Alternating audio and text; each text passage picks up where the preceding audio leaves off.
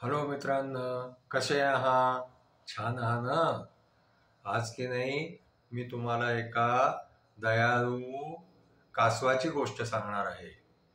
एकदा काय झालं माहितीये का? काही व्यापारी व्यापारासाठी जे आहे ते एका नावेमध्ये आपलं सामान घेऊन आणखीन समुद्रातून दुसऱ्या देशी जात होते.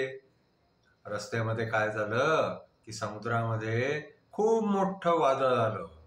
त्या वादळाबरोबर पाऊसही पडायला लागला. आणखीन हळूहळू त्या वादळामध्ये त्यांची जी नाव आहे ना ती वाकडे तिकडे व्हायला लागली. आता ती नाव पुढेच जाईना. ते बिचारे एकदम खूप घाबरून गेले. नावेमध्ये पाणी भरायला लागलं. आता काय झालं माहितीये का? थोड्या वेळामध्ये त्या वादळामध्ये ती नाव जी आहे ती समुद्रामध्ये डुबली. आता हे व्यापारी जे आहे ना ते पाण्यामध्ये पोहून आणि स्वतःचा जीव वाचवायचा प्रयत्न करायला लागले. ते एक कासव जो आहे ना, मोठा कासव होता, तर तो दुरून पाहून राहिला होता की हे व्यापारी जे आहे हे आपले प्राण वाचवायसाठी आटोकाट प्रयत्न करून राहिलेले आहे.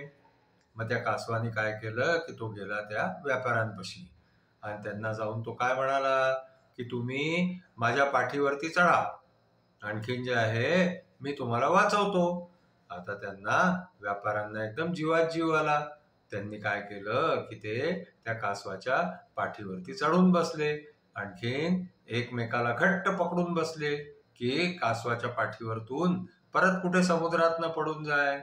मग काय झालं की तो कासव त्यांना हळूहळू करत समुद्र किनाऱ्यावरती घेऊन गेला. तो ज्या किनाऱ्यावरती घेऊन गेला ना ते एक निर्जन बेट होते. त्या बेटावरती जेव्हा त्यांनी त्या व्यापाऱ्यांना उतरवलं तर व्यापाऱ्यांना खूप भूक लागलेली होती. मग ते व्यापारी जे आहे ना ते इकडे तिकडे बेटावरती फिरून आणखीन काहीतरी खायच्या वस्तू धुंडायला लागले.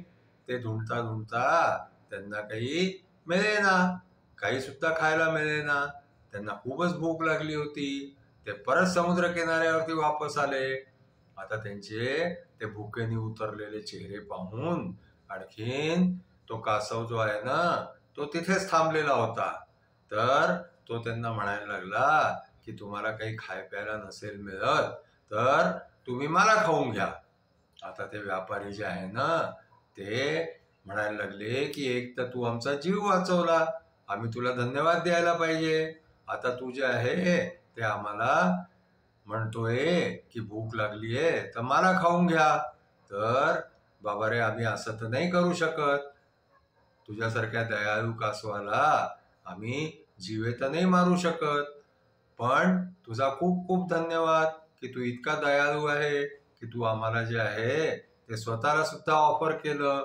आणखीन जे आहे त्यांनी त्या कासवाला परत एकदा धन्यवाद दिला जीव वाचवल्याबद्दल, आणखीन स्वतःला खायसाठी ऑफर केल्याबद्दल. आणखीन मग ते तिथं त्या बेटावरती खाय प्यायच्या वस्तू धुंडायला समुद्रापासून दूर निघाले.